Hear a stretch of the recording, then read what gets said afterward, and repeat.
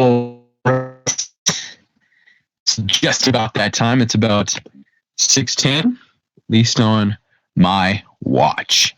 So, hello to everyone. Hello, as you guys are chatting it up on the chat line there. So, first things first. So, in regards to, again, I did post the extra credit.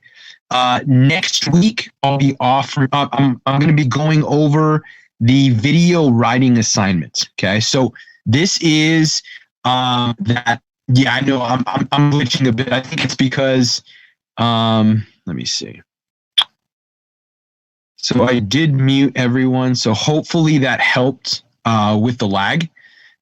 So in regards to that, hopefully that lag is yeah. Let me see. No, not my internet connection. It says it's full blast. So assuming it's probably just Zoom. Yeah. So hopefully.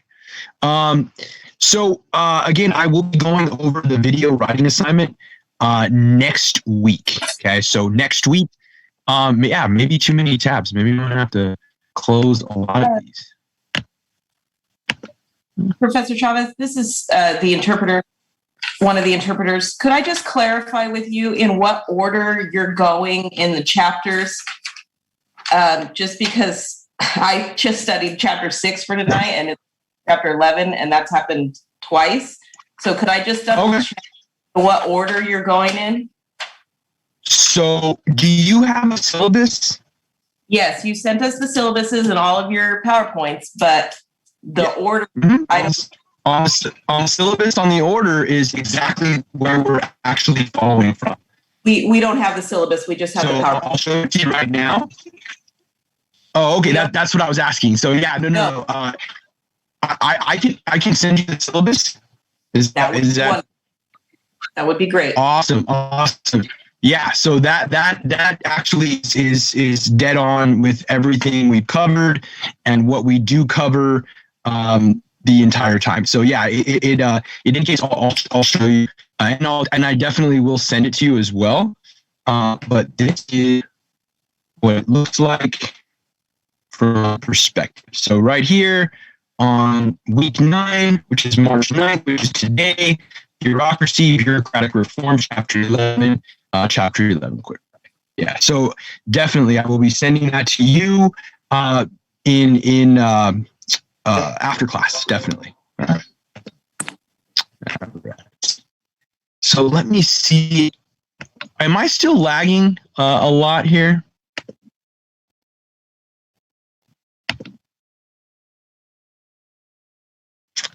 Yeah. Quite a bit, yes. Okay. So let me see. I have everything closed now. So hopefully.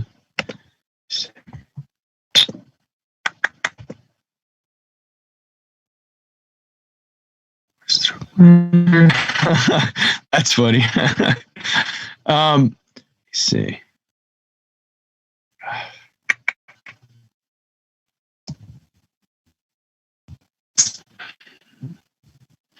So I have all of my tabs now closed except for the pertinent ones.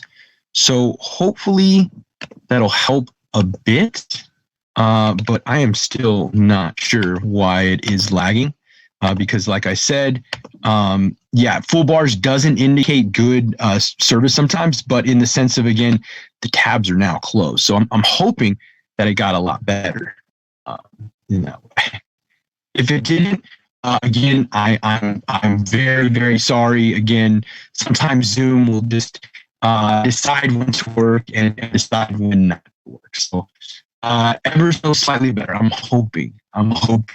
So yeah, I have all my tabs in my bars and on my web page browser all closed. So I'm hoping it'll get gingerly better, ever so slightly, as Matt indicated, throughout class today. So on that note, so I did post chapter 11 last night.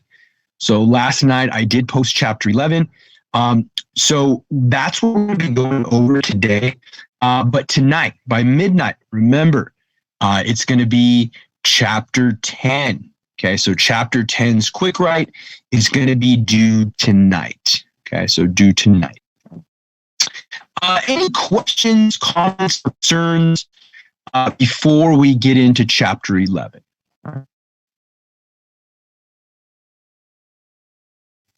All right. So, and again, before I started really glitching out and sounding like my voice was going through a blender, in the words of Matt, the video writing assignment, I'll be going over the prompt next week. Okay, so next week, I'll be going over what the video writing assignment entails. Okay, so it's just watching a short video documentary and responding to it with the prompt that I have.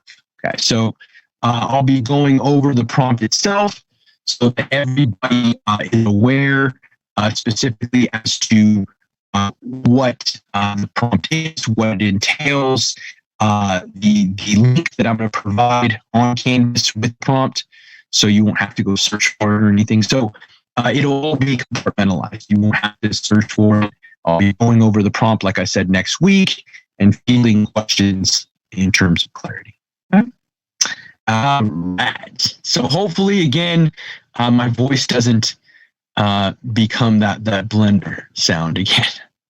All right. So chapter 11, tonight, we're going to be talking about the bureaucracy. Okay. So the bureaucracy, specifically all of those agencies, organizations, bureaus that work for the federal government in some context, okay? Some specialized skill, some specialized function.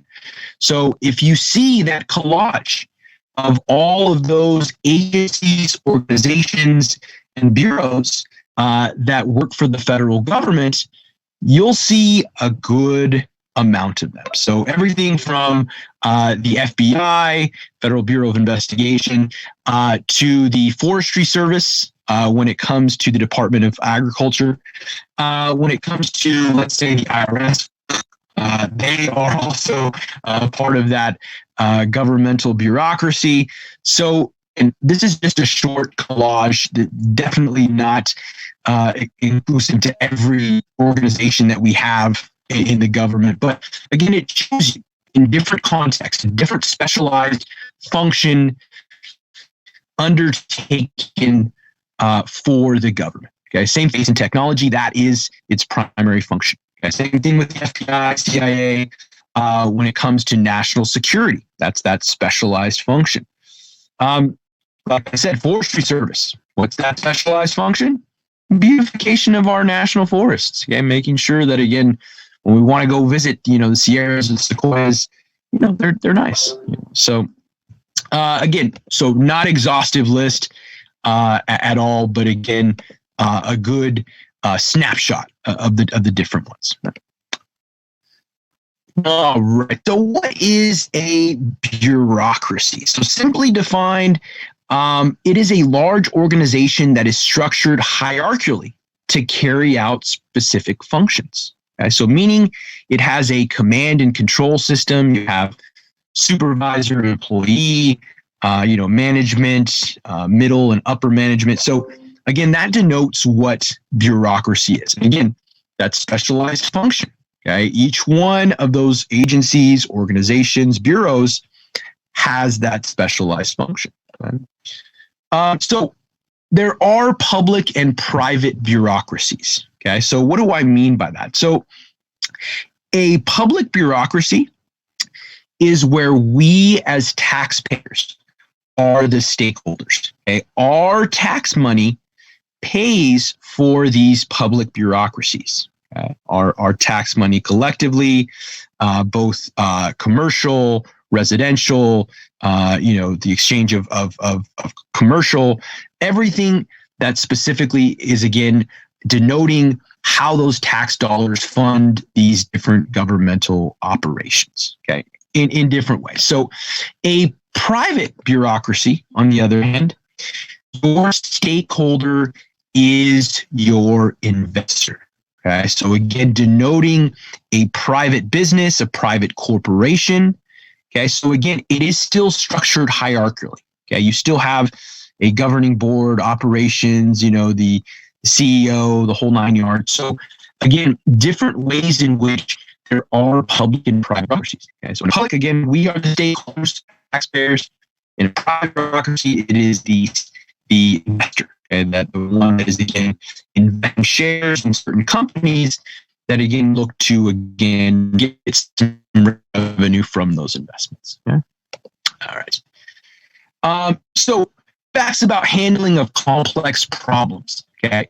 When you are undertaking these functions, okay, whether it be national security, beautification of the forests, taking revenue from people's checks, the IRS. So again, all this is specific to handling complex problems. Okay, it requires a division of labor. Right? Meaning, one person can't do everything for an organization. Okay, there requires a division of labor that goes into every organization. Okay, so what would I mean by that? So let's say NASA. Okay, when it comes to NASA, there are individuals that are engineers, okay, for the rocket propulsion when it comes to getting the rocket into space. Okay, and then there are those that work for NASA that are astronauts, okay, and that are also, when it comes to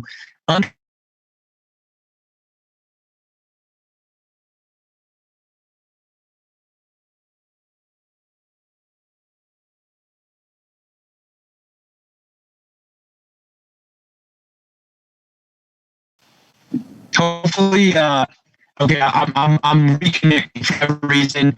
It said disconnected, so I am putting it on again. Everyone got rid of me. He just completely went away.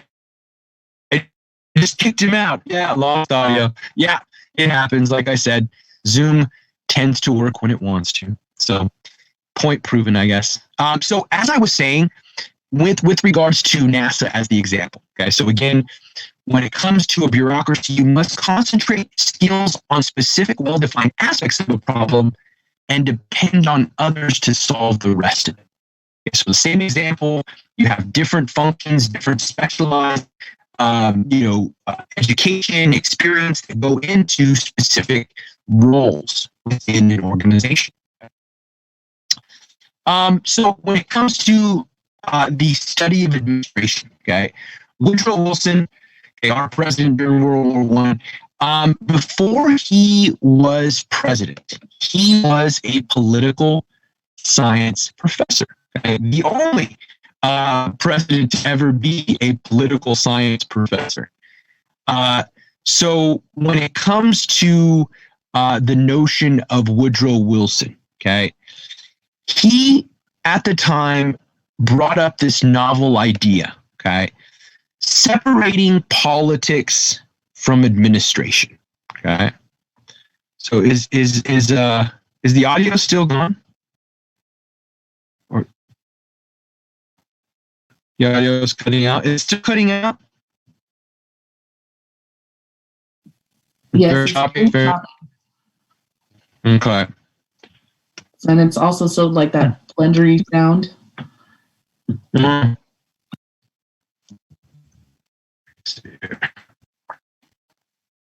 Checking on my edge.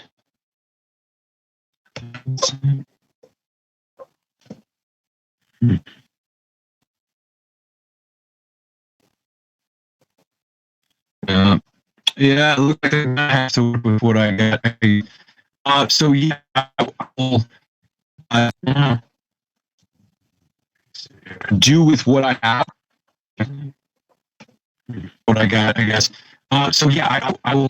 If there is the situation where again you still need clarity, you can always email me. Okay. So as I'm going through it, if I'm sounding like that blender, okay, like I don't want to sound like the blender. Again, you can always ask me after email during a certain portion where if again you didn't understand what I was saying. Okay. But again, I will do with what I can. I'll speak softly just in case that blender sound goes off. So again, I'll with what the situation calls for. Okay? All right. So as I was saying, Woodrow Wilson, he felt that politics needed to be separated from administration. Okay. He felt that politics was going to get in the way of administering whatever function is necessary for the tax-paying citizen. Okay.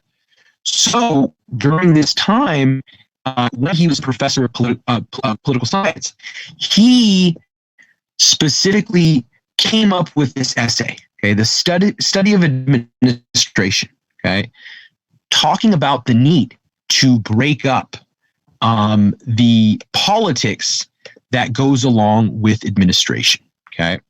So as people think, obviously politics, the who gets what, okay, is very much involved in that administration. Okay. So even though it's going to get in the way at times, the notion was that, can you really separate them? Are they really mutually exclusive? Okay. So as a novel idea, is it really practical? Okay. So can you really separate the politics, the vying for funds as an organization? Can you really separate that from the administration of the specialized function? Okay. So some people have their feelings towards that, but again, that was Woodrow Wilson. Okay. All right. So the federal organization, this is probably pixelated for a lot of people. Just know in that federal organization, there are millions of employees that work for the federal government, okay, in some sort of context, in some sort of way. So you have at the top the Constitution, okay, and then you have your three branches, okay, legislative, executive, and judicial. So you notice, okay, where they're connected from, the executive branch. Okay, so right there in the middle, you see, as we talked about last time, the president's cabinet. Okay, those are all of the, again, inner circle that the president himself, relies on in different ways. Okay?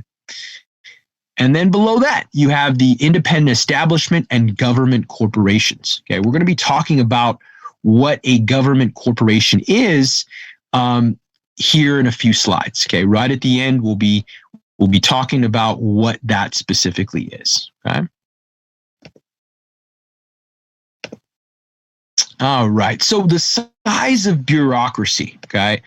So there's been a constant theme that we want to keep our government small. Okay. We talked about how the colonists feared a large government. Okay. A very overbearing government. So the idea was to try to keep government small. Okay. However, there's been a constant increase in the size and numbers of government ever since 1789. Okay, basically close to the inception of our country, you have to take on certain functions that require the government to get larger. Okay? So even though the theme of government has been to try to keep it small, it has been constantly increasing. And I have a graph to show you what I mean in the next slide. Okay. So government employment today determined by a huge impact of the Ronald Reagan presidency. Okay. The era of deregulation is very much what was preached by Ronald Reagan. Okay. Deregulation allows corporations to conduct business without having to pay certain regulation, okay, certain fees that go along with doing business.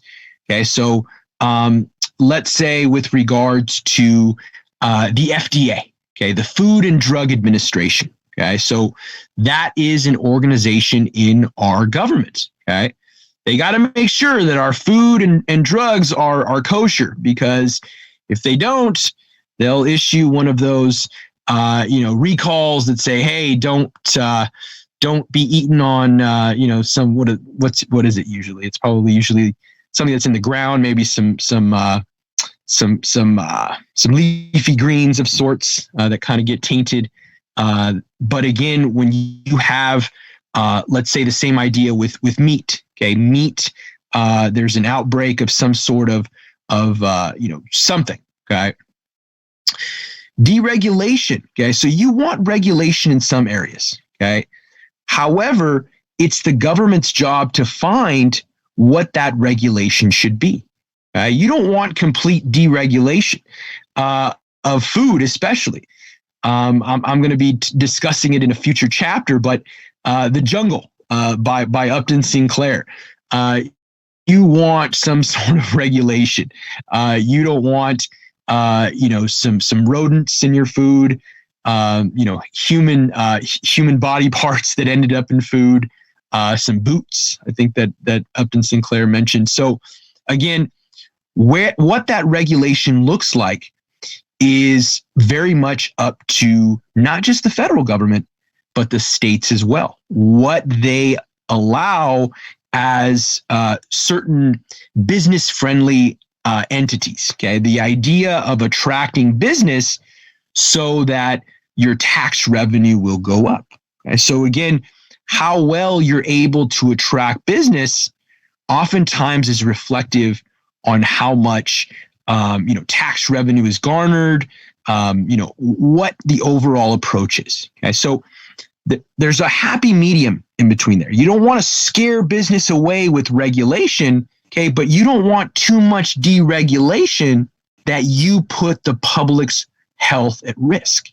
Okay, so again, there's that dynamic, and that's why politicians, we expect them to find that balance between what that looks like, regulation and deregulation. Okay, so again, the business-friendly entities, oftentimes, that don't regulate certain areas of let's say, environmental protections or things like that, may get more, incentives to say, hey, they're not going to worry about, the environmental impact reports or things of that nature. So again, it all very much comes down to, this notion brought up by Ronald Reagan in the era of deregulation. Okay? So government employment as a share of the total population. So it usually hovers somewhere around 10% of the population that works for or has worked for in different contexts at different times. Even the armed forces. Okay, the armed forces are also a part of our government. Okay, so you saw the collage there. You saw the Army, you saw the Navy, Marines. So again, all of these entities would also be considered part of our bureaucracy. So Hatch Acts. Okay, so Hatch Acts specifically in 1939 and 1940 tried to limit what type of activities federal employees could engage in. Okay, so you don't want individuals that work for the federal government, specifically in certain agencies, that are being too political. Okay, so the Hatch Acts are trying to limit the types of activities these federal employees can involve themselves in. Okay, so that's what the Hatch Acts try to do. They try to limit participation in political activities except voting. Okay, so again, when you're talking about, you want to maintain a neutral bureaucracy. Okay, you don't want to have one thinking too far left or too far right. Okay, you want them thinking neutral for the betterment of the tax-paying citizen. Okay. Okay, so that dynamic there, the Merit Systems Protection Board is responsible for enforcement. Okay, so if there are individuals, and there are many, both in past administrations, the Trump administration, the Obama administration, the George W. Bush administration, that where they different individuals within their administrations became investigated or were involved in an investigation with regards to having gone against the Hatch Acts. Okay? So in different times, it has been, tried to be pursued. Sometimes it's successful, sometimes it's not. In different, obviously, administrations where people become too political. All right. So this is that spending size of government. Okay. So as you see, ever since, okay, this is just going from the World War II. Okay. So all the way from World War II, all the way until the Obama administration. Okay. So the government did grow in terms of spending under President Trump. So you can say that, again, that is still growing because of, again, the stimulus packages that were passed not only under previous President Trump, but that are now being passed under President Biden. So you can expect that spending level to have gone up. Okay, definitely have gone up. So when you see these figures, okay, as you see right there, the FDR, on top are the presidents. Okay, so on top you see the different presidencies where regardless of who was in power, if they were a Democrat or a Republican, the size of government in terms of spending is going up. It's going up. So some people obviously want that restraint, saying the idea of spending levels being too high, the notion behind the spending levels of government, the government waste that goes along with a lot of different organizations, different funding research studies that if you guys are interested, I have some parallels between his economic thoughts. Rand Paul, he'll every year will come up with a list of federal government waste spending, and he highlights them, and some of them are funny as hell. In the sense of bringing to the attention of the American people what our tax dollars are actually funding sometimes, and it's a hoot. You'll get a laugh out of it. Like I said, I don't agree with Rand Paul on everything, but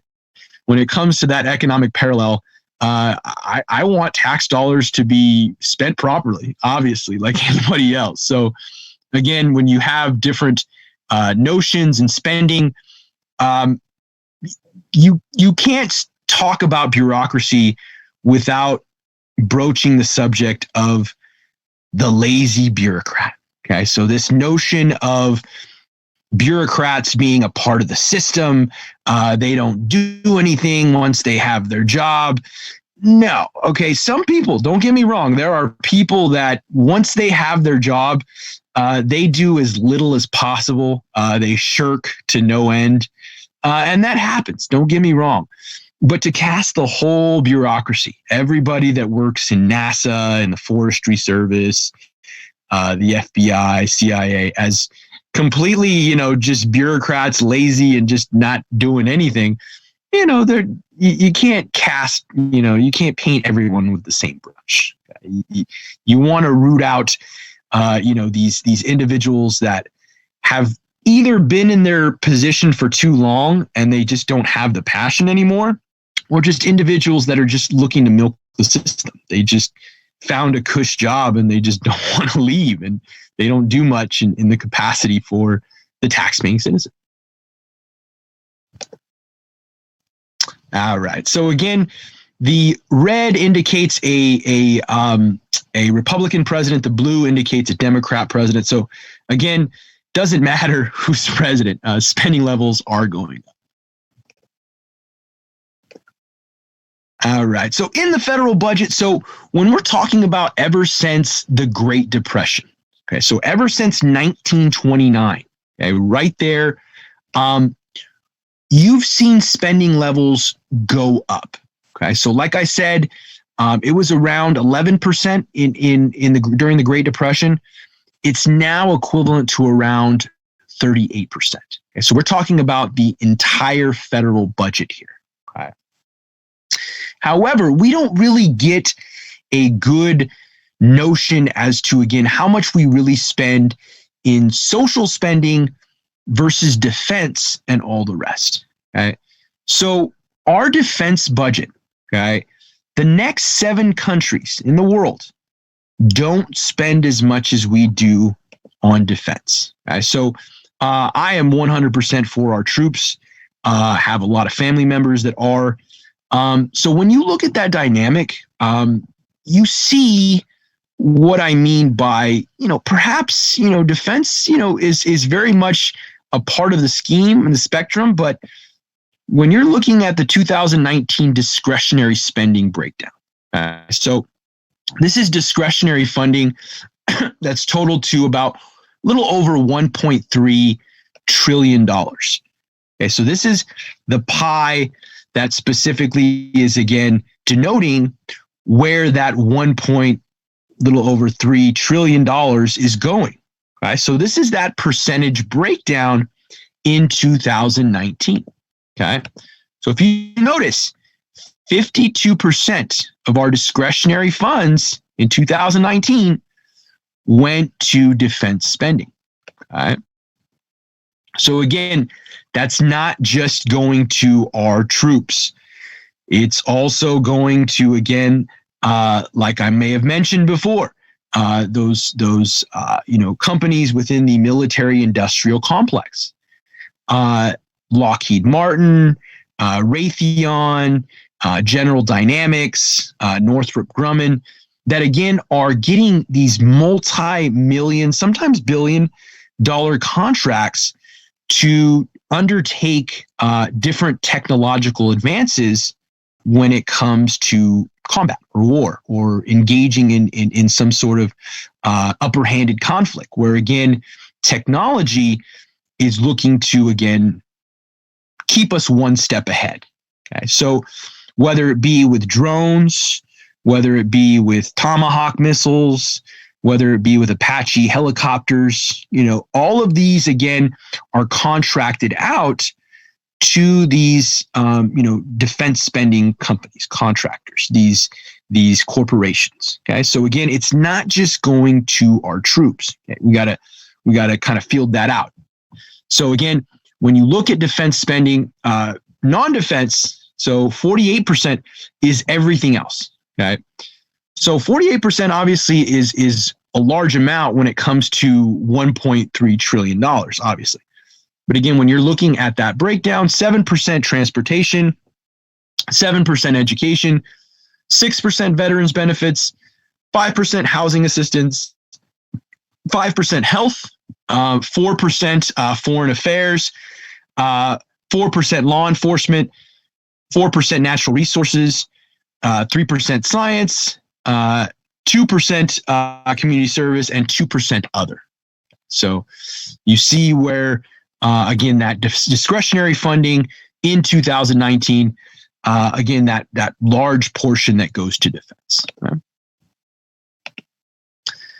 All right. So cabinet departments. So I did allude to this last chapter. Okay. So when it comes to the president's inner circle, you refer to them as the cabinet.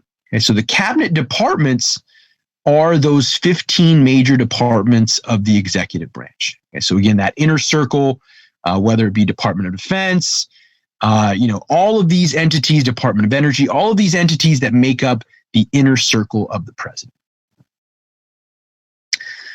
So line organization, this is in the federal government. This is when an administrative unit is directly accountable to the president. Okay? So meaning there's no middle management. If something has a direct line accountable to and from the president, that is a line organization. All right. So what do I mean by an independent executive agency and an independent regulatory agency? Okay. So an independent executive agency. Okay. So this is what I mean by that. So examples being the Peace Corps, NASA, the General Services Administration. So they are organized like cabinet departments. The difference between a cabinet department and an independent and executive agency is that independent agencies do not have cabinet status, meaning they're not in the president's top 15. Okay, they don't have that cabinet status, but they do still do very important work and attract public notice. Same thing with Peace Corps. The ability to go into a third world country, develop infrastructure, become acclimated with the culture, different things like that. So very much, has public notice. Okay. Same thing with NASA, science, space, and technology. Who doesn't know NASA? Okay. So again, these would be considered independent executive agencies. Okay? So what about independent regulatory agencies? Okay. So this is involved with regards to regulating certain industries. Okay.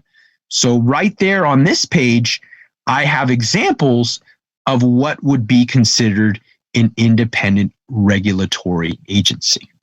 Okay. So what are they? Okay. Right there on the left-hand side, you'll find the names of them. Okay. So right there at the top, the Federal Reserve System Board of Governors.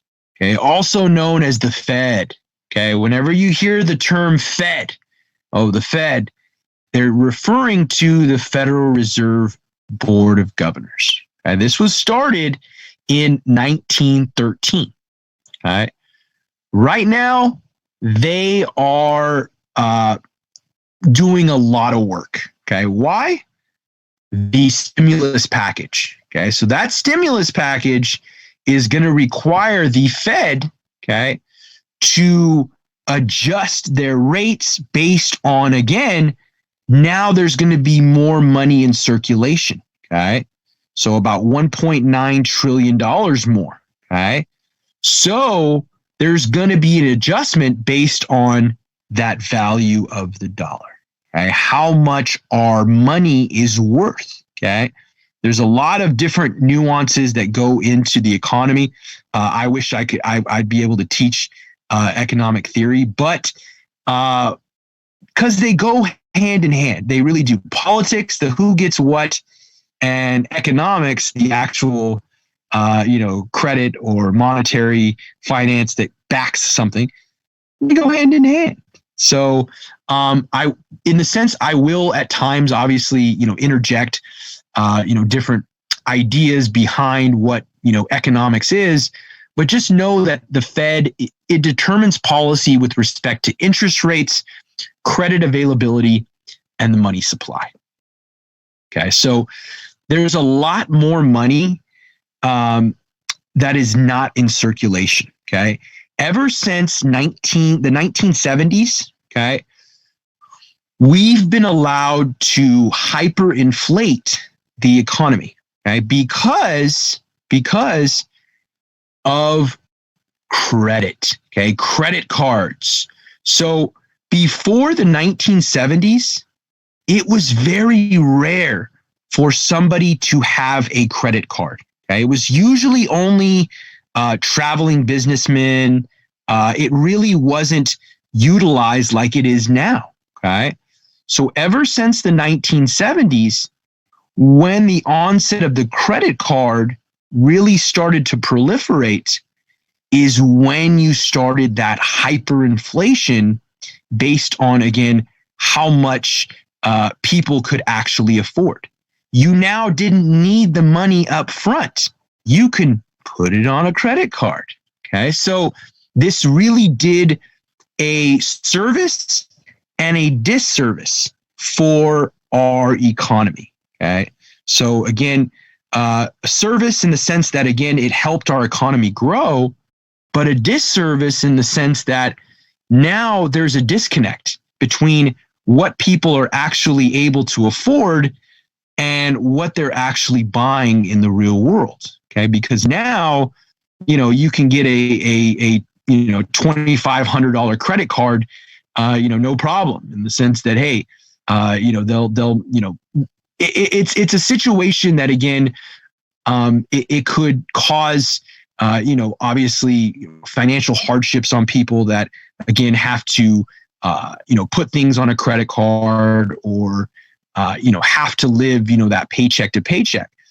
But again, it allows the economy to grow. Okay. So again, there's that double-edged sword, how people are spending their money. Are they living in the clouds? So again, it really comes down to individual spending habits. Okay. Are individuals living within their means? All right. So the Federal Trade Commission.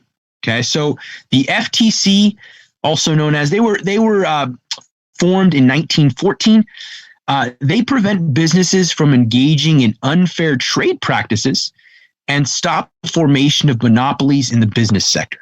Okay? So they are protecting consumer rights, okay, making sure that there's not any funny business when it comes to trading, insider trading, the whole Martha Stewart situation, and even our let's say our senators and congressmen.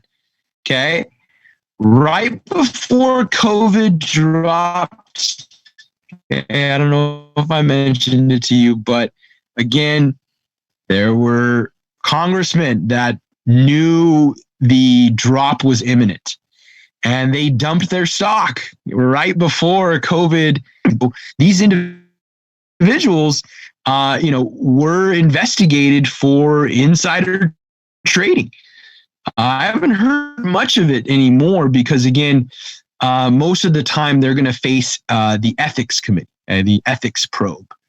But again, when it comes to the FTC, they're stopping these illegal, actions based on, again, what people may know, buying stocks or dumping stocks based on that knowledge. SEC, so this is also in accordance with the trade, but this is specifically with the Dow share of stocks, making sure that you're not running a Ponzi scheme. Okay? A Ponzi scheme is where you are getting your initial investors, okay, and you are paying your new investors with your old investors' money. Okay? So you are it's basically a pyramid scheme, based on, again, how people are able to, trade stock. The most well-known individuals to run $1 billion Ponzi scheme. Okay, so the SEC is making sure that doesn't happen, that people are actually have legitimate businesses with financial backing and the whole nine yards. Again, making sure that, again, these trading stocks aren't, doing disservice to people by, having them buy just stuff that's just garbage. So the FCC, this is the Federal Communication Commission. Okay, so I made mention to this in Chapter 4. So remember my favorite comedian, George Carlin. Okay, so remember how he made case law in Pacifica versus the FCC. Specifically, again, the FCC is making sure that regulation of all communications, telegraph, cable, telephone, radio, and television. So again, making sure that certain programming is on during certain hours. That's why certain programming, depending on if it's the East Coast, will start, or showing more skin after, let's say, 8 o'clock or 10 o'clock, depending on what time zone you're in. But again, the FCC is regulating those types of things because of, again, it's regulation of those entities. So the National Labor Relations Board, okay, this is protecting employees' rights to join unions. Okay? So in the sense that, the notion between the employer and the employee. Okay? So oftentimes the dynamic, fighting for more rights or paid overtime or whatever it may be in a certain industry. Okay? The National Labor Relations Board is protecting rights to join unions. Okay? And collectively bargain with employers. Okay, so making sure that, again, if the if the work, the employees feel that they're making the company a lot of money, but they're not being, given as much as they feel that they should, this right to join a union and bargain collectively is ensured by the National Labor Relations Board. So the Equal Employment Opportunity Commission. So I mentioned this back in Chapter 5 with regards to the Civil Rights Act. Okay, so when the Civil Rights Act was signed, this specifically allowed the EEOC to eliminate discrimination on the basis of religion, gender, race, color, creed, national origin, age, and disability. Okay, so the EEOC is now investigating those claims of discrimination. Okay. I'm sure they're working overtime at different points. After 9/11, Arab Americans were receiving a lot of hate crimes. Okay, right now in the age of COVID, a lot of Asian Americans are receiving a lot of hate crimes as well. So again, there's upticks at different times where different races are experiencing higher than normal hate crimes. Okay, so again, the EEOC is investigating, working to eliminate some of that discrimination, whether it be again, on the street or with your employer, different things of that nature. So again, different ways in which that exists. So same thing during the Trump presidency. Immigrants were in the crosshairs. So many, farm laborers were, targeted in different ways. So again, different times there's upticks of where certain races are targeted more than others. Okay, they'll have higher than normal numbers. All right. So when it comes to the Nuclear Regulatory Commission, okay, the NRC. So this is making sure that we don't have a nuclear meltdown. Okay, so if you are familiar with 3 Mile Island or in Russia, Chernobyl, you don't want mass devastation in regards to the local ecosystem if a nuclear reactor melts down. Okay, that's the long and the short of it. So this ensures that electricity generating nuclear reactors in the United States are built and operated safely. Okay, they regularly inspect the operations of such reactors. Okay? So again, making sure that nuclear proliferation, even though I have my qualms with it, we have enough nuclear firepower to destroy the world thousands of times over. Okay, and then that's just what we know of the nukes that we know of. So again, just in the sense of what that means, nuclear, obviously, reactors are generating energy, but again, they can also be used to enrich uranium, okay, which is some of the fears that we have with regards to Iran. Okay, so Iran, the reason why we're kind of skeptical whether they're doing it for the right reasons. Okay, so again, different ways in which that exists, that geopolitical Middle East that again is always in some sort of conflict. You see Nuclear Reactor Commission, and again, if you ever have seen the mass devastation of Hiroshima and Nagasaki, you'll know that again you don't want to mess with nuclear power. Because again, if it goes in the wrong hands, if it ends up in the wrong hands, only mass devastation can follow. All right. So capture. So agency capture.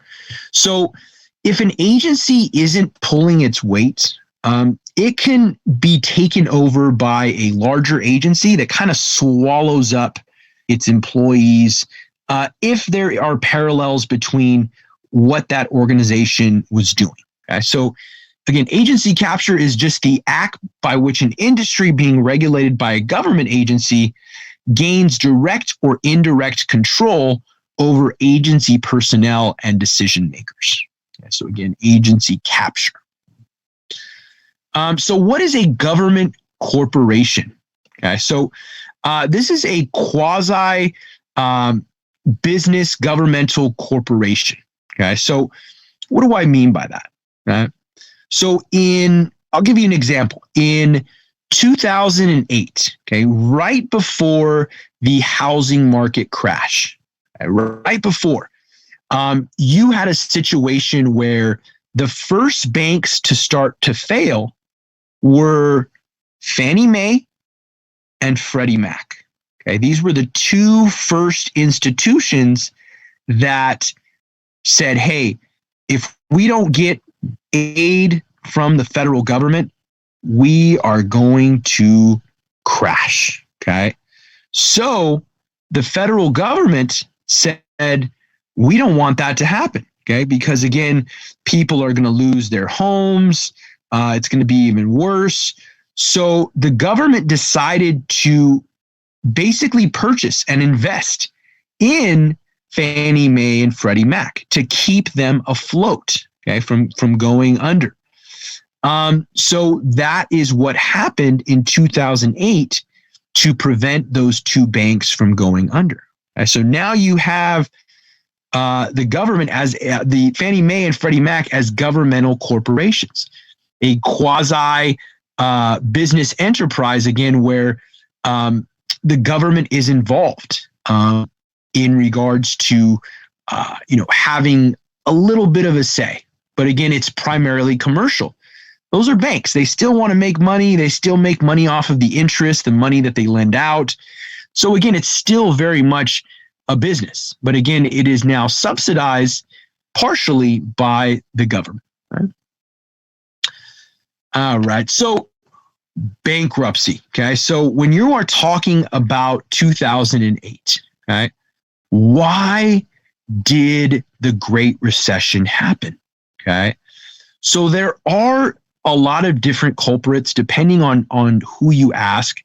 But my culprit, the reason why I've done some research in different aspects, I feel that the true culprit was subprime mortgage. Okay, so subprime mortgage is basically if you do not qualify under a regular loan because maybe you have a bankruptcy or maybe your credit score is low, subprime mortgage is getting you qualified. Okay, so it's getting your foot in the door, even though you may not make as much money or you may have your credit history may not be the best. Subprime mortgage is giving you a teaser rate. Okay, so if you buy a house, it'll give you a teaser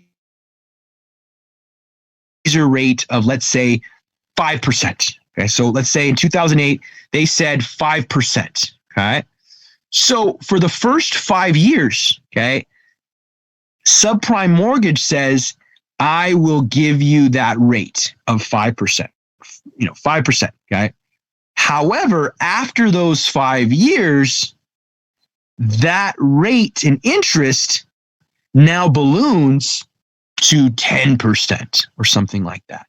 Okay. So your rate of pay on, let's say, a $300,000 house, okay, would go from, let's say, $1,600 or $1,700 to now, let's say, double that. So you're talking about $3,200, $3,400 a month.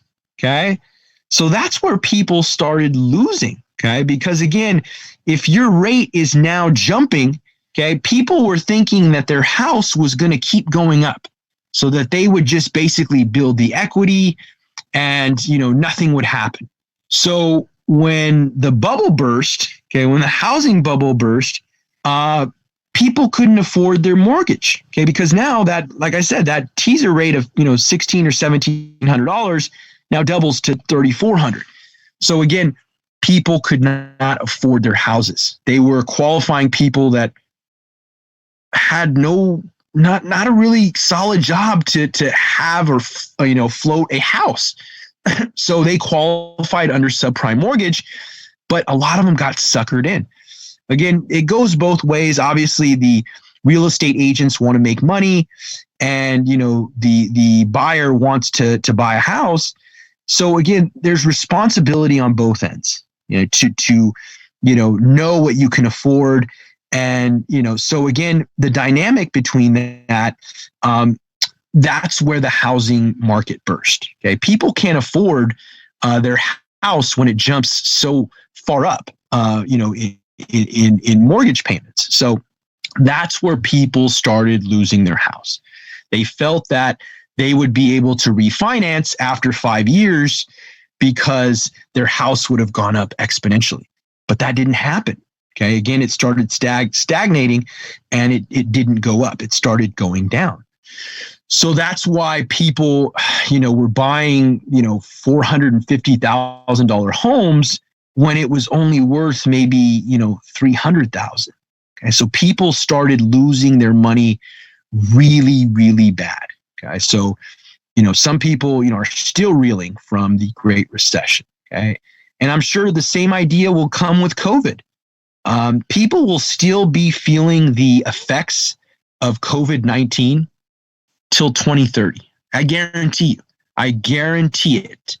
Only because when you stop commerce for 1 year, even in the smallest sense, that reverberation in the economy, you can't, understand the devastation that would do, not having ballparks open, not having all these industries that aren't, doing any type of business at all.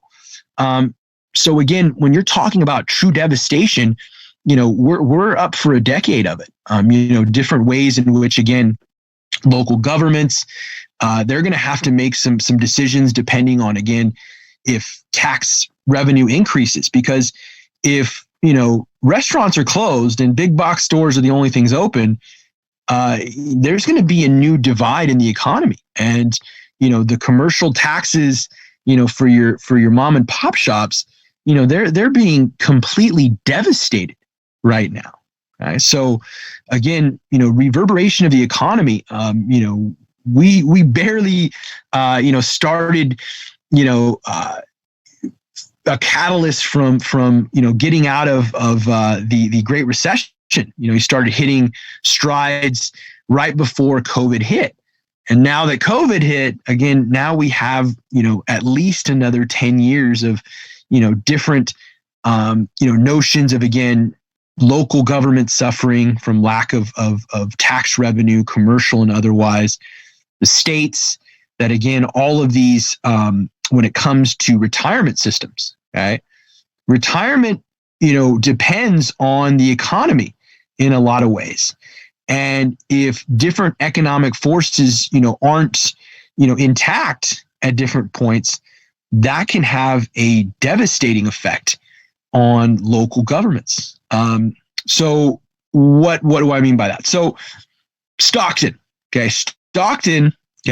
had to file for bankruptcy, after the Great Recession, because they could not afford the obligations that they had before the Great Recession, meaning the retirement systems, the pensions, all of those things that go along with all of the city workers that have retired in such a large city, all of these things that now cannot be funded.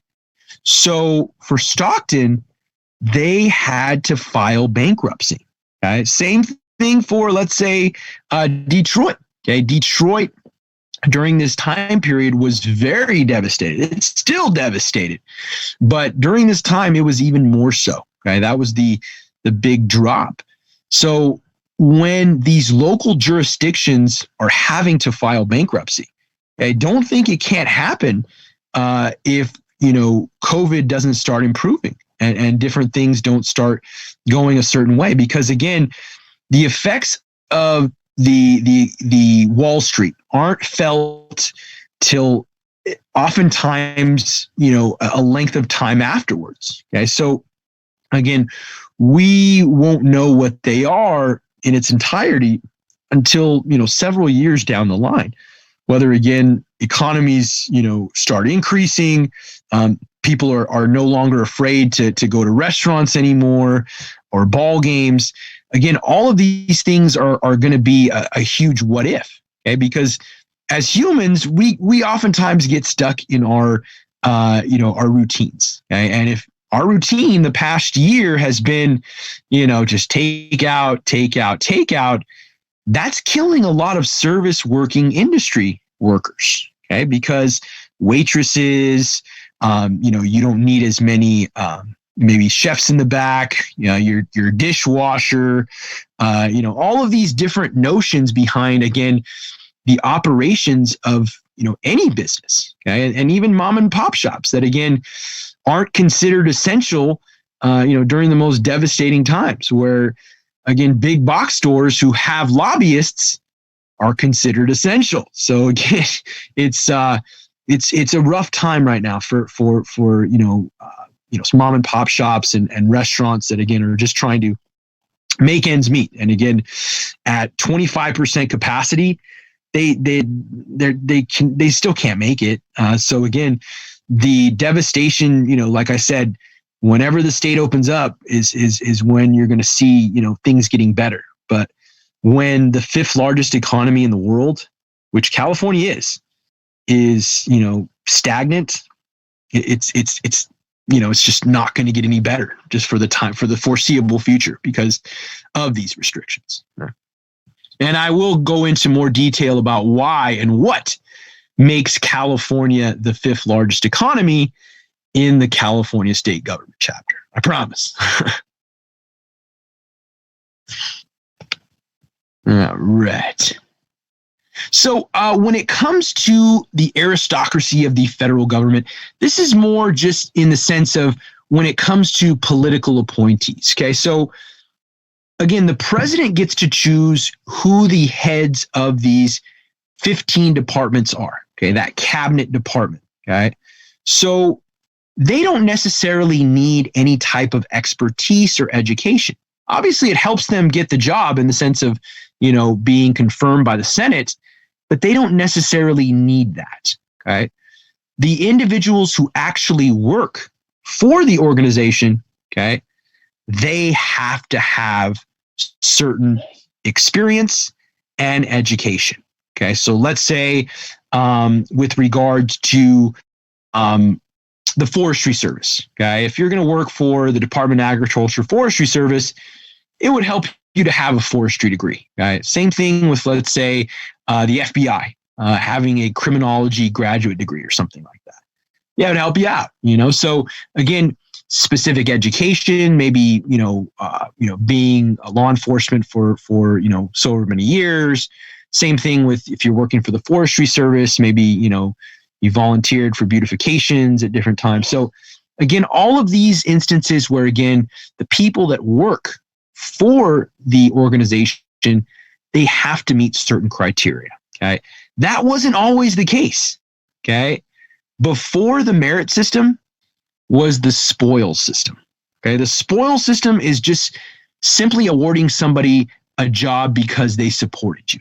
Okay. So basically it's who you know. Okay, not what you know. Okay, what you know is the merit system. Okay, so this is the selection, retention, and promotion of government employees on the basis of competitive examination. Okay, meaning every job that you ever apply for the rest of your life, okay, will always have what's known as KSAs. Okay, knowledge, skills, and abilities. All right. So for every job posting that you ever apply for, okay, it's going to have those in its list of what the job entails. Okay. Meaning anything from, being able to lift 50 pounds and above, typing, 100 some odd words per minute or something like that. That would go into knowledge, skills, and abilities. Those are just two examples, obviously. Again, for every job that you ever apply for, right? Oftentimes the ones that get the job are the ones that are best able to articulate how their experience and their education fulfills those roles and obligations in the KSAs for that job title. Okay, so do your due diligence. Whenever you apply for a job in the real world, okay, whenever you have that list that goes along with a job posting, okay, speak how your individual, experience and education fulfill those obligations and roles for that job. Okay, so again, you have oral interviews, and you have sometimes resumes that they make you answer questions based off of. Sometimes you'll have oral boards for hiring committees. Okay, so it's not just 3 people. Sometimes it's more like 7 or 8. Okay. Same thing when I got the job with Fresno State, I had 8 people that were on the panel, the hiring committee. So again, depending on the institute or the organization, they can have anywhere between 3, 5, 10, it doesn't matter on this hiring committee because you don't want one person making the decision as to who gets hired or who gets the job. You want to have a diverse, brain assortment to make that distinction. Okay, so again, oftentimes when you do have these, oral interviews, sometimes it's not just one. Sometimes they'll call you back for another interview orally because they're starting to decrease the numbers of people that actually qualify for that job and that have potential for it. Okay? So in the real world, you may have to apply or go through an oral interview, twice. Okay, because again, they're starting to cut down who is actually applicable for the job and who is not. Okay? So again, very much a part of when you do, because that's what everyone's going to do. Okay, when you graduate, regardless of what degree or pursuit in academia, you're going to apply for a job. Okay, and when you do, like I said, those KSAs become paramount. Okay, talk about how your skills fulfill those obligations. Okay, all right. So when it comes to the civil service today, okay, so basically what our bureaucracy looks like in current day. Okay, so here's a little snapshot of the profile of civil service employees, which I'll go over here in a second. But the Office of Personnel Management is the central clearinghouse in the federal recruitment, examination, and hiring process. Okay, so meaning, again, that merit system that's built in, you're giving exams, you're giving oral interviews, you're seeing how, an employee will answer a question impromptu or perhaps a scenario. All of these things that go along with, what the Office of Personnel Management is responsible. So the Merit System Protection Board enforces the merit principle in the federal government bureaucracy. Okay, so when we're talking about that, obviously that includes the notion of nepotism. Okay, nepotism is simply hiring your family. Okay, or hiring somebody, a relative, and trying to justify it, in certain ways. Again, you don't want any notion of any type of, I want to say, ill-fated action in the sense of, again, you don't want the public to think that you are, utilizing your position to bring on board your close family or close friends, because again, that becomes a situation where Merit Systems Protection Board is going to investigate. They're going to say, hey, why do 6 members of the such and such family work for this organization? Okay, so again, a lot of times, when it comes to family members, becoming, employees, when they're, their supervisors or their, relatives, again, there's definitely a conflict of interest. Okay, when it comes to, again, servicing what the tax-paying citizen needs, as opposed to, again, giving family members jobs. All right, so Congress sets the pay and other job conditions for everyone who works for the federal government, except postal employees. Okay, so that's a big debate right now. Okay, that was just negated out of the COVID-19 $1.9 trillion package. Okay, so what do I mean by that? So again, $15 minimum wage. A lot of you talked about this in your federalism writing assignment, which was great. Okay, because again, that is an aspect of the notion of federalism. Okay, different states and the federal government have a different rate of pay. Okay, so again, it is still pretty low at the federal level. I think it's 8 something. I think I remember reading that as the progression of all this dialogue was going through. But yet here in California, it is $14. Okay, next year it's going to be $15. Okay, so again, when you talk about how different economies and whether it be the state economy or the federal governmental economy, they're able to specifically, again, set these pay rates, okay, as to, again, how much labor is worth. Okay, so, and again, labor meaning the minimum you can give based off of labor. Because again, some people's salary obviously falls way above that.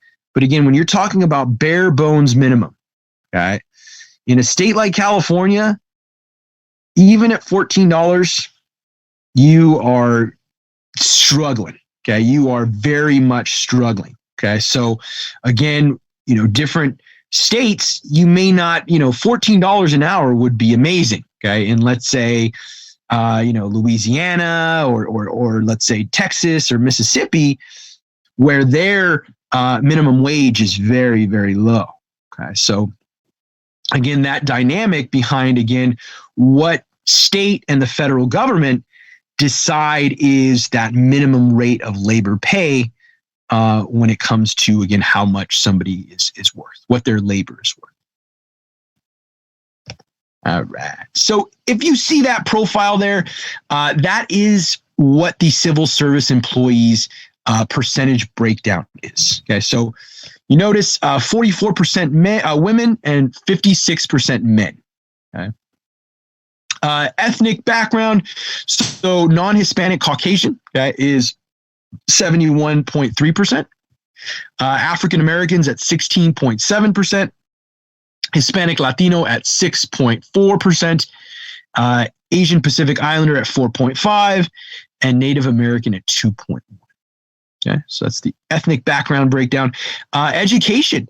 Okay, so the biggest federal governmental agency in terms of population is the U.S. Postal Service. Okay, the U.S. Postal Service has more employees than any organization in our government. Okay, you think about it. Every nook and cranny, city or small municipality has a post office. Okay, so not much of a shocker there, but when it comes to having an education, many of the post offices, the U.S. Postal Service doesn't require a 4-year degree to get a job with the U.S. Postal Service. Okay, so that's what sags down the numbers in that column for education. Okay, it's not that the civil service is uneducated. It's just the idea that the U.S. Postal Service doesn't require one, and it is the largest in the federal government. But again, bachelor's degree or higher, 40%. Okay, so that's just bare minimum in the sense of, again, what the education is. But many people in here, as I've said it before, if you're not thinking about going to grad school after having graduated from COS and then gone on to a 4-year university, wherever it may be, I advise you, right? Just because of population increase, right? Get a graduate school degree, okay? I can't stress it enough. Just based off population increase, a 4-year degree is what a high school diploma was 40 some odd years ago, right? Because like I said, population increases make it a lot more competitive for good paying jobs, right? So it behooves you to get more of that education to make yourself more applicable to get those higher paying jobs. Okay? And I say this from experience and from the depths of my heart to make sure that if you want to get that 6-figure salary, okay, you're going to have to work your tail off. And I know everybody in here is capable of it. I'm just letting you know that it's going to require, if in the sector of education, it can't hurt. Even if you start your own business and want to do that, education isn't going to hurt you in that way, especially if it's a business degree. So again, I plead with you, okay, in the sense of, again, school for some people is daunting if you have to go for 5 or 6 years. But like I said, in the long run, it's going to pay dividends. Your degree will pay for itself if you get that high paying job. And again, the market for good paying jobs is only shrinking. And like I said, the notion is to make yourself stand out from the crowd is by way of education. Okay, experience can do it. Don't get me wrong. But education is that driver to bring you over the top, okay? And truly make you applicable and, hopefully get those good paying jobs when it comes to that time in your life to apply for them, okay? All right, so job category when it comes to blue collar versus white collar. So blue collar more denotes working with your hands. Okay, so more working with your hands, whereas white collar denotes more working with your mind. Okay? In some context, working with your mind. So again, different dynamics behind the civil service. Working with your hands denotes blue collar, which is 13%, where working with your mind, white collar, is at 87%. All right. All right. So staffing the bureaucracy. So the first attempt at getting away from the spoil system. So as I told you earlier, the spoil system is giving people jobs just because they helped you in your campaign. Okay, that's the spoil system. In 1883, the Pendleton Act was an attempt to instill merit in the system, okay? Meaning trying to infuse the concept of what you know, not who you know. Okay? So again, that's what the basis for the Pendleton Act was trying to do. So it established the principle of the federal government employment based on merit and created the Civil Service Commission to administer the personnel service. So again, in 1883, that happened.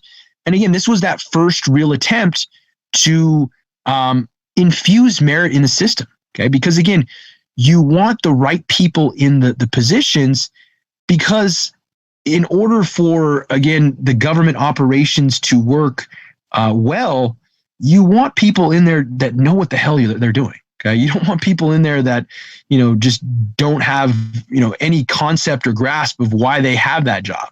So in order to help the government work better, faster, more secure, the merit infusion started with the Pendleton Act.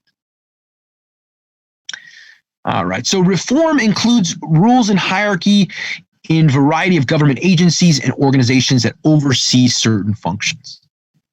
So what do I mean by that? So reform looks very different if you talk to a Democrat or a Republican. Okay, they're going to give you a different definition as to what reform may be. Okay, so reform to a conservative, okay, would be cutting certain government waste that doesn't need to be there. Certain functions of government that can be maybe cut down or maybe combined with another organization or another agency. That could be a conservative view of what reform is. Okay, doing more with less. Okay, kind of in that notion, stretching that dollar so that again, you don't have to spend as much. Right, where reform to a progressive would be more of the notion we are increasing as a population, right? So in order to meet that demand, okay, with regards to different functions, okay, the idea that our government must grow with the growth of our citizenry. All right. So again, when it comes to what that dynamic is, again, it depends on who you ask. A conservative is going to have their definition of reform, okay, doing more with less. And progressive Democrat is going to have their view. They're going to say you have to increase that overall approach because, again, population increases, the need for, let's say, for Social Security, the notion that baby boomers are going to retire. So that's going to require a lot more, work within, Social Security, the people that are now going to be applying for benefits. So again, the notion behind what, a conservative versus a progressive would say, again, that's the dynamic. Okay. So again, reform is one of those loaded words. It depends on who you ask. That's going to have maybe a different definition as to what that's. So since the progressive movement, the notions and the goals have been efficiency, accountability, and again, neutral competence. Okay? You don't want a bureaucracy thinking too far left, too far right. You want them thinking neutral. Okay? Again, for the betterment of our taxpayer dollars. Okay, we don't want them, just gleefully wasting the shit out of them. No, we want them to be efficient with those funds. We want them to make sure that they are, accountable to us as citizens.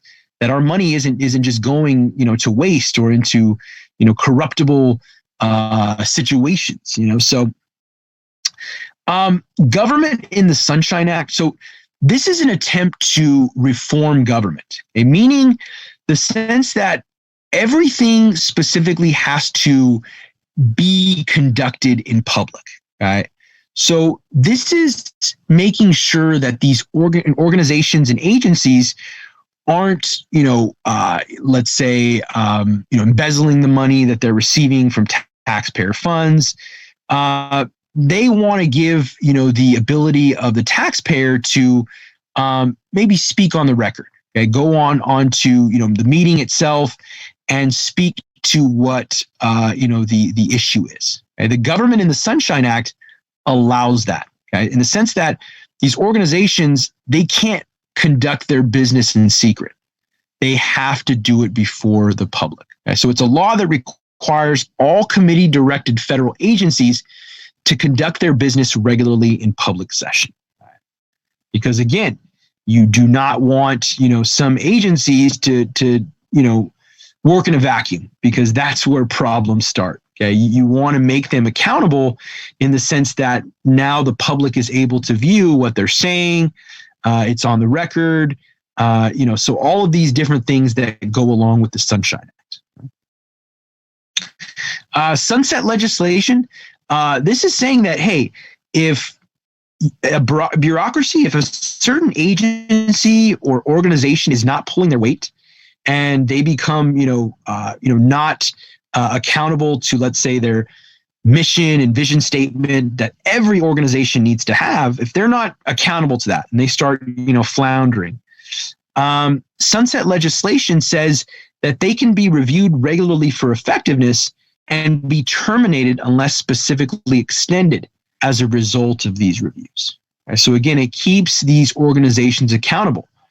Are they doing what they're saying they're doing in their mission and vision statement? Okay? How many clients have they helped within their organization? So again, a lot of it, builds with, a paper trail, making sure that they're doing what they're actually, telling the government that they're doing.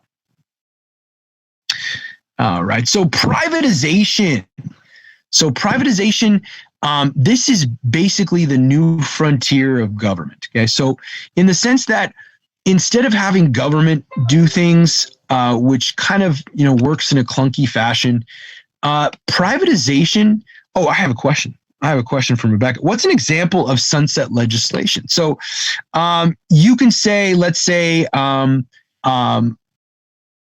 anything from, let's say, a local group, let's say, Barrios Unidos. Okay? Barrios Unidos is partially funded by Fresno County, state funds, and federal funds. Okay, so in the sense that if Barrios Unidos, their goal, their mission and vision statement is to help clients become acclimated to certain government operations in the sense of what specifically is out there for poverty, for alleviation of illiteracy, all of those different things that speak to uniting a community. Right.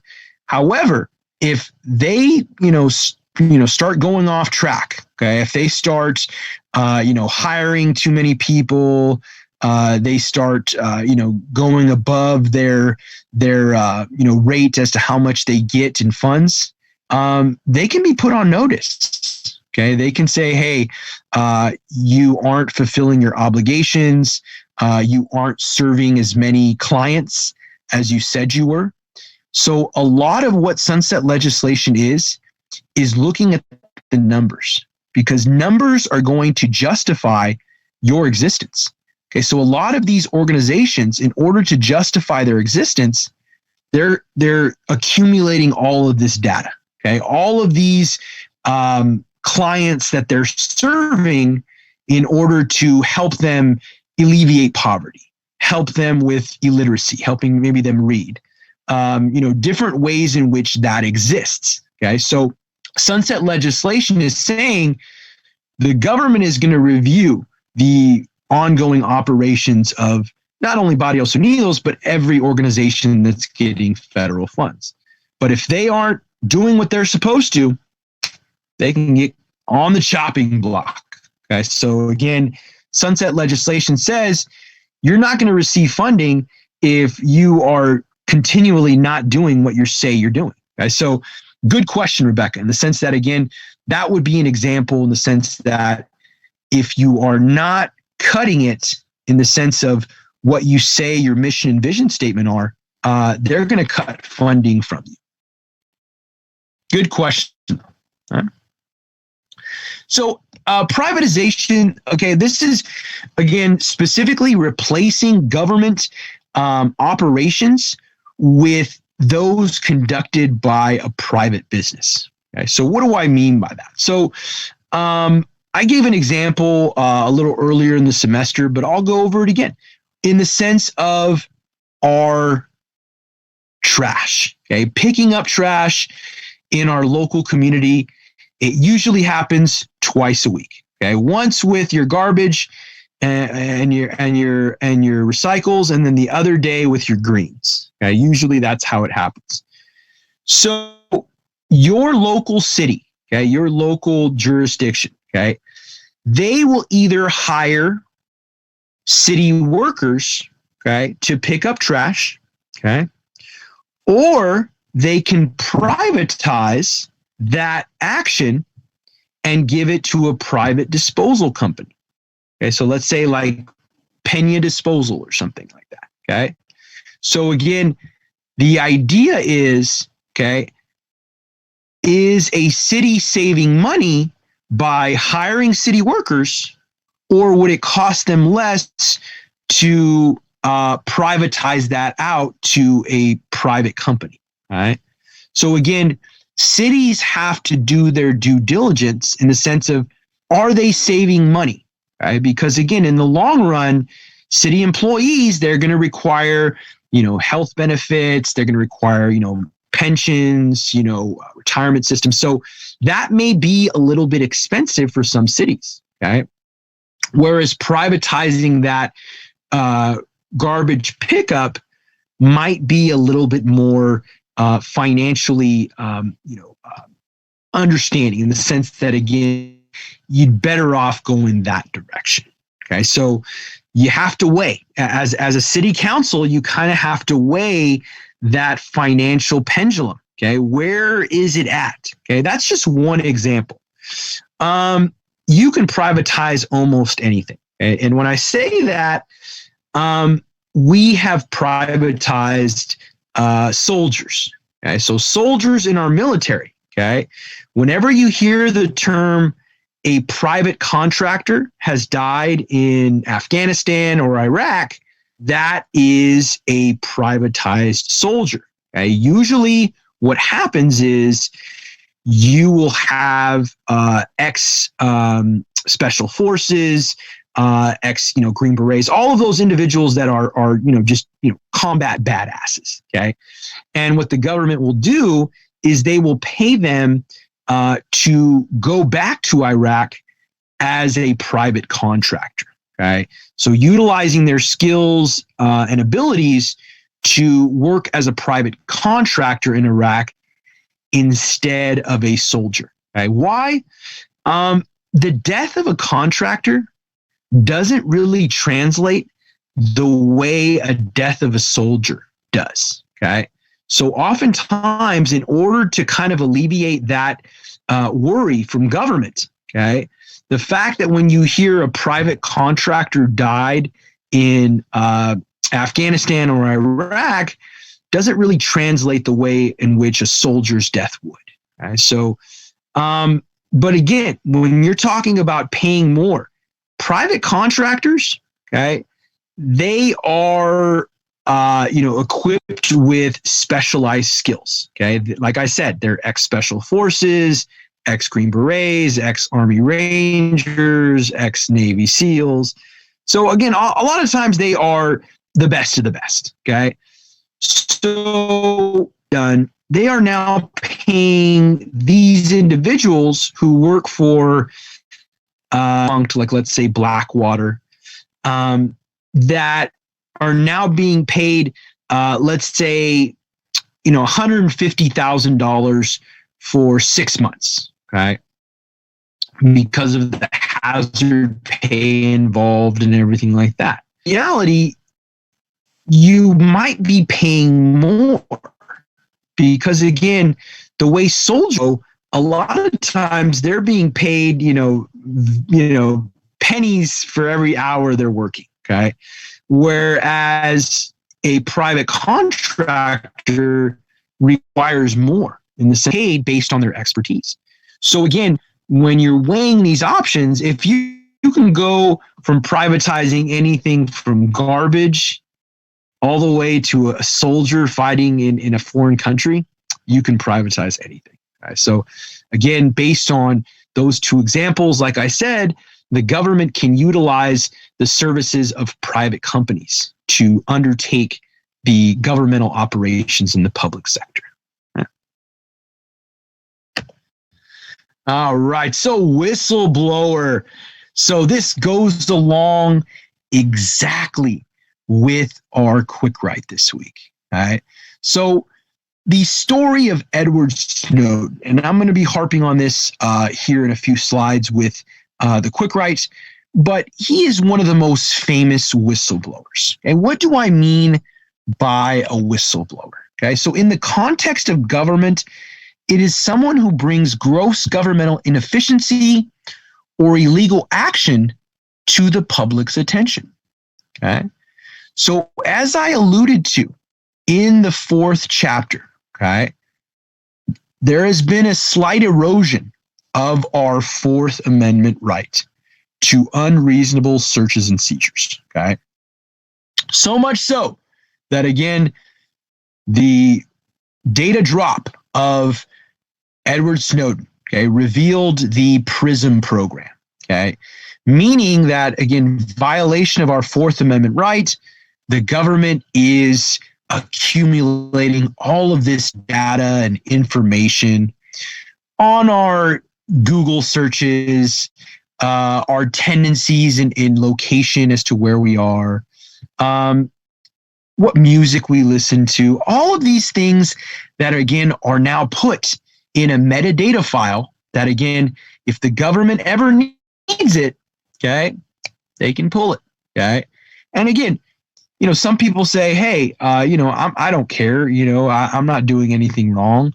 But the notion, again, I don't do anything wrong, but I still find it perturbing that the government, can at any time, decide to say, hey, we'll check out Andrew Chavez and his internet searches or his music history. All of these things that, again, I don't have a problem with because I'm not doing anything wrong, but it's still perturbing nonetheless.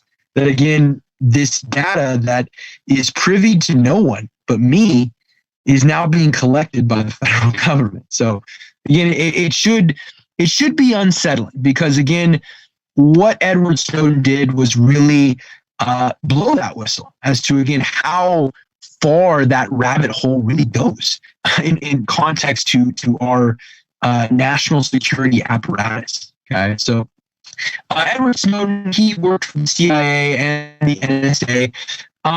He specifically, when you're talking about what he did, I'll be talking about that in 2 slides. So right there at the end with the quick write. Okay. So what is enabling legislation? So this is a statute enacted by Congress that authorizes the creation of an administrative agency. Okay.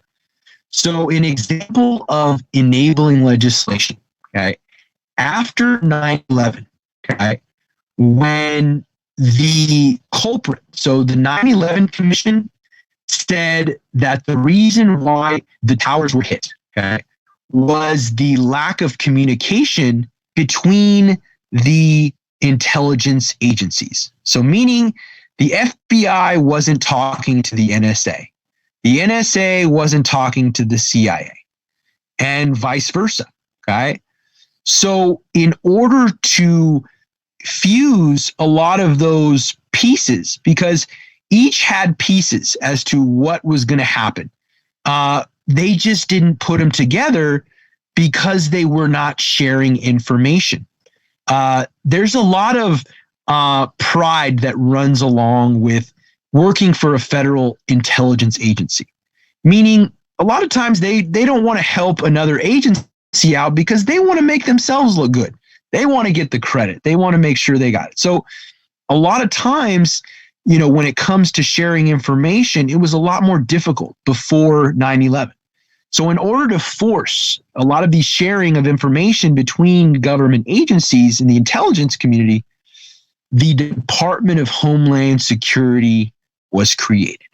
Okay, so it was created back in 2001. Okay, so again, this was a brand new agency in 2001 that, again, out of the suggestions of the 9/11 Commission, decided to put into motion. Okay.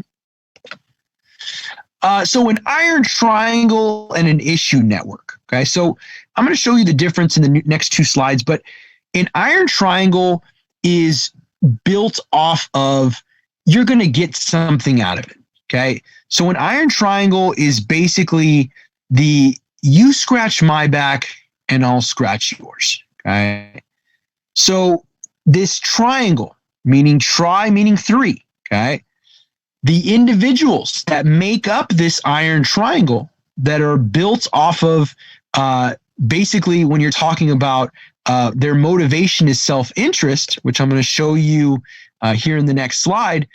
It's a three-way alliance between congressmen or women, bureaucrats in the bureaucracy, and interest groups, okay, to make or preserve policies that benefit their respective interests, right? So what do I mean by that? Okay, I'll show you here.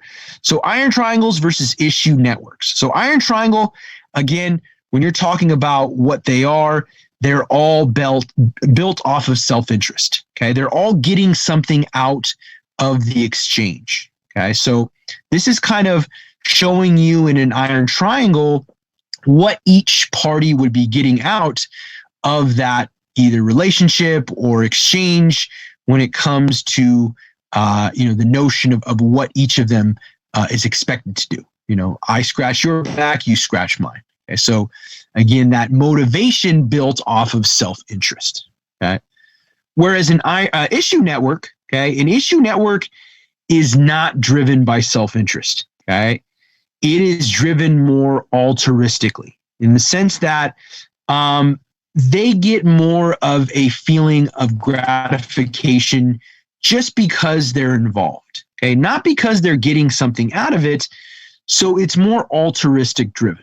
Okay, so what do I mean by that? So issue networks, they're networks of interest groups, media outlets, academic institutions, congressional staff members, private think tanks that meet to advocate public policies.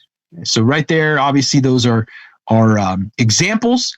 And again, such networks are ideologically driven, okay, versus interest driven like iron triangles. Okay, so again, issue networks are doing it for, their belief, okay? Obviously, the iron triangle is doing it because they're getting something out of it. And so that is the main difference between an issue network who does it just for the altruistic feeling of being involved and an iron triangle where you're getting something out of that exchange. All right. So the quick write for this week. Okay. What does it entail? What does it specifically ask you to look into? Okay. So as I alluded to earlier, okay, Edward Snowden, he is now in Russia, has been now for almost a decade. It'll be a decade in 2023. But ever since then, what happened was he was a contractor. Okay. So I'm just muting it because I see myself lagging, and I have no idea why. So that's why I stopped for a second. So when it comes to Edward Snowden, okay, he is 2 years older than me. Okay, he in 2013, okay, found out about again the PRISM program that the NSA was conducting to basically put in a metadata file all American citizens. Okay, he felt that this was a violation of the Fourth Amendment. Okay, so he decided to drop that information. Okay, to the various media networks, everything from The Guardian to New York Times, all of these media outlets that now were aware of what the government was doing with everyone's information. Okay. So he became public enemy number one. Okay. So during this time, he was specifically in Hong Kong. Okay. Hong Kong, when it comes to being very blurry in the sense of it's controlled by the Chinese, no doubt. But there are capitalistic economic ramifications that go along with Hong Kong, where a communist regime like the People's Republic of China, it becomes a very slippery slope for them. So when it comes to Edward Snowden, he was there. He was hiding out in Hong Kong. Pretty sure that the Chinese authorities knew where he was. But when it came to slowing the delay of actually getting him and taking him back to the US to have charges, they were very slow about it. So in the sense of what happened, okay, he then flees to Russia where he is today. Okay. So I ask you, okay, if you have not, maybe watched the video that I posted with regards to chasing Snowden, maybe watch that. Or you can maybe perhaps watch some of his podcasts. Okay. He's given several of them. Okay. Especially with, let's say, Joe Rogan. All right. There are other interviews. Yeah, I see myself lagging, so that's why I'm slowing it down.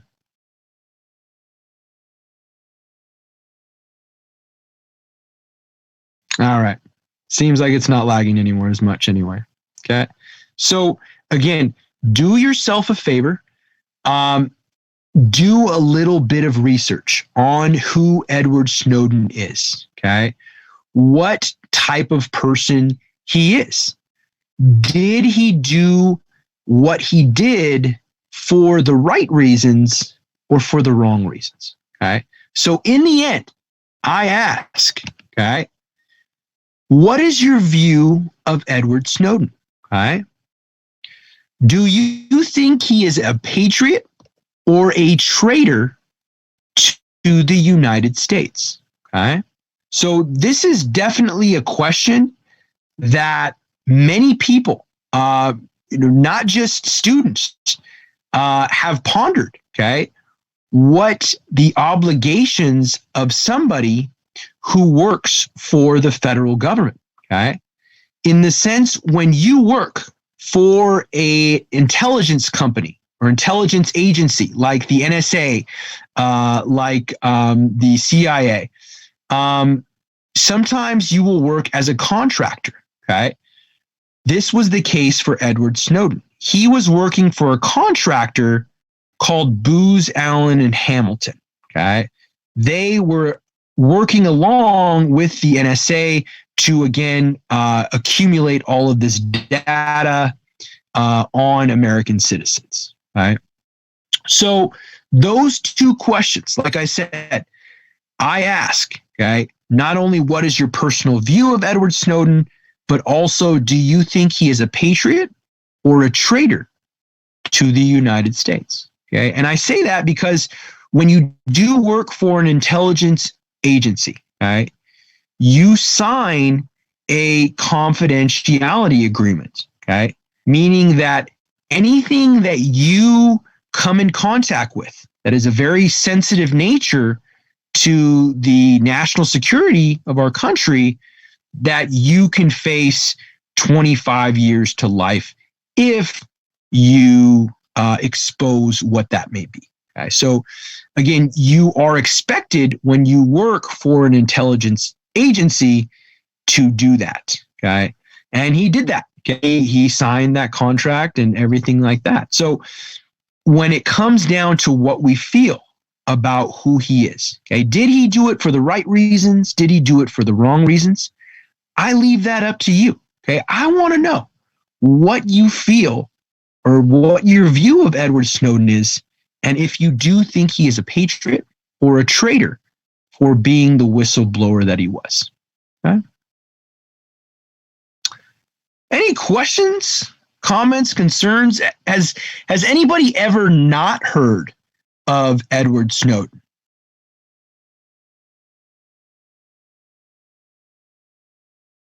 I haven't. Okay, so Octavio. So again, even more so. Like I said, he is very, very well known ever since 2013 as having worked for the NSA and the CIA. So when it comes to who he is, I think many of you maybe have been maybe 11 years old when it was really big news. So probably that's why maybe you maybe heard it mentioned or maybe not heard his name at all. So he is, I want to say 38 now. So yeah, he's older than me by a few years.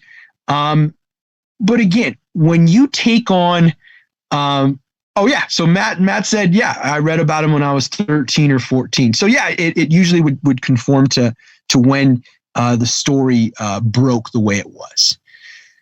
So he'll appear every now and then, on a podcast or an interview, but he is a wanted man. He is public enemy number one. He has gotten a permanent residency in Russia. Okay, so he is hiding out from American authorities who want to try him in federal court for treason, in the sense that he was expected to keep this information secret, where he didn't.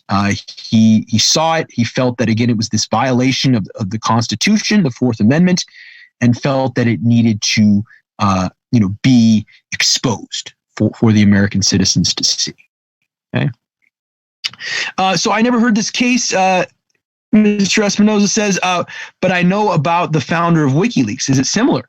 So in the sense of the WikiLeaks founder, they knew each other, but they were different. Okay. So in the sense that they were never in cahoots together.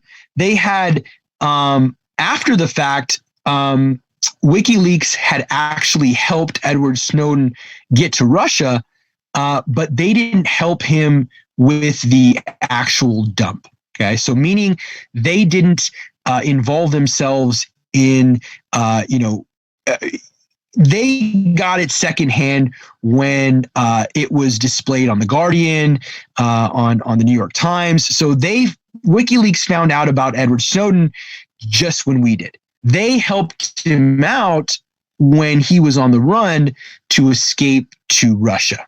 Okay, so really good documentary too. If you watch Chasing Snowden, they show how he was able to outsmart federal authorities by way of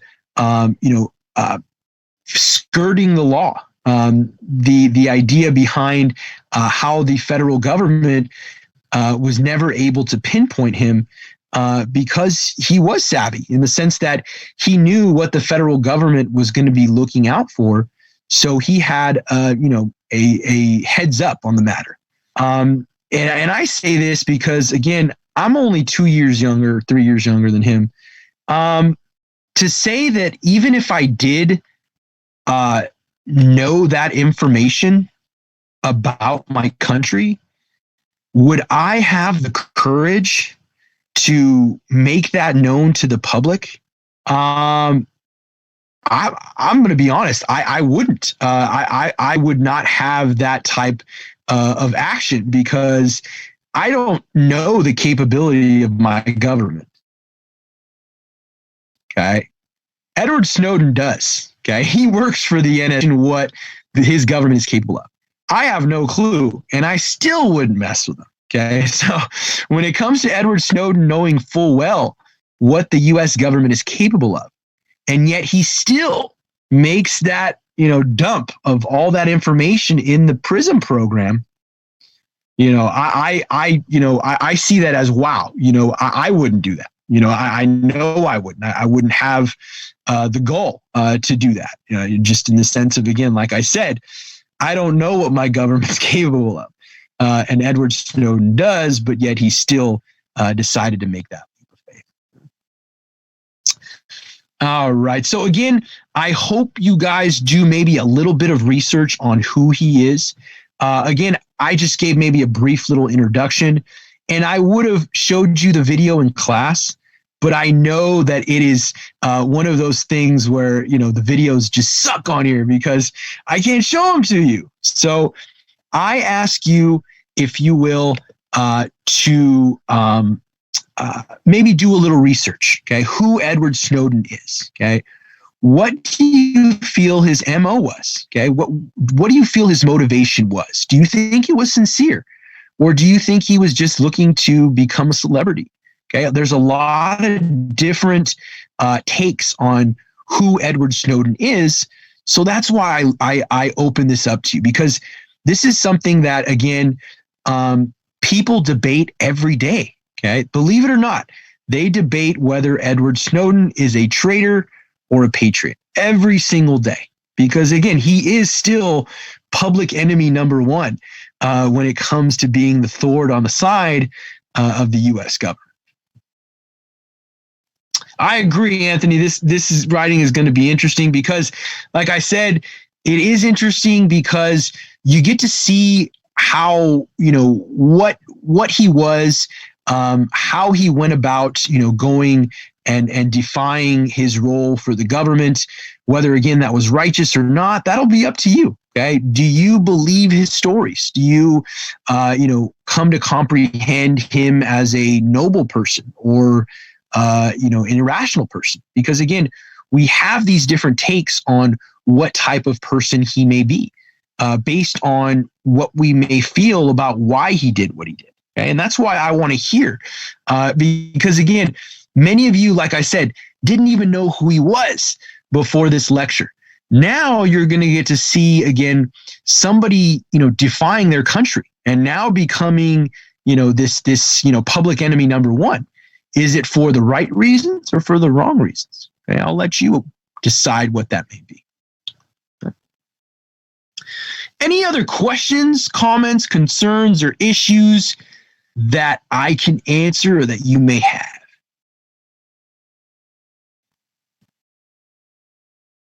No? All right. Sounds good. And again, if you have any questions, comments, or concerns or issues, I will always be willing to answer them. If you need a Zoom meeting, I am more than welcome to Zoom meetings at any time. So again, next week, be prepared for that video writing assignment. I'll go over the prompt. I'll let you know what the assignment entails so that you can do well. And, we will definitely, make it worth your while to make sure that, again, you're doing well on the assignment, therefore well in the course. Right? Any other questions before I let everyone go? All right. Have a great one. Be safe out there. Make sure to turn in Chapter 10's Quick Write by midnight. Other than that, have a great rest of the week. I will see everyone next Tuesday. Peace. And to Trisha and Lindsay, I will be sending that syllabus to you. Okay.